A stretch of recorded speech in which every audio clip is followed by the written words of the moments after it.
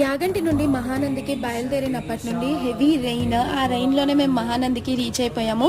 So ఇక్కడ ఈ location చూసిన తర్వాత చాలా హ్యాపీగా అనిపించింది. కాసేపు కార్లోనే వెయిట్ చేసి కొంచెం రెయిన్ తగ్గిన తర్వాత దిగి టెంపుల్ లోకి అయితే వెళ్ళిపోతున్నాము. టెంపుల్ లోకి ఎంటర్ అవ్వగానే ముందుగా మనకు దర్శనం ఇచ్చేది పుష్కరిణి. ఈ వాటర్ చాలా క్లీన్ అండ్ క్లియర్ గా ఉంటాయి అండ్ చాలా మెడిసినల్ వాల్యూస్ తో కూడి ఉంటాయి అనమాట. ఆ పరమశివుని లింగం దగ్గర నుంచి 5 పాయలుగా ఊరి ఇక్కడికి వాటర్ వస్తుందంట. ఈ వాటర్ తో 3000 ఎకరాల్లో పంట పండుతుందంట. సో అమేజింగ్ కదా. అండ్ పేరుకు తగ్గట్టుగానే మహానంది అని ఇక్కడ ఆవులు, నంది విగ్రహాలు చాలా ఎక్కువగా మనకి కనిపిస్తాయి. 100 రూపీస్ టికెట్ తీసుకుంటే స్పెషల్ దర్శనానికి వెళ్ళొచ్చు.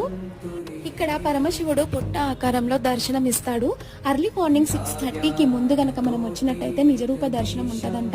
అండ్ శివలింగం కింద నుంచి పారే 5 పాయల్ని కూడా మనం చూడొచ్చు. పరమశివునితో పాటు అమ్మవారి టెంపుల్ కూడా ఇక్కడ ఉంటుంది. అండ్ ఇది పురాణాల ప్రకారం ఇది స్వయం వ్యక్త పుణ్యక్షేత్రం అంట. నవనందుల్లో ఇది ఒక నంది.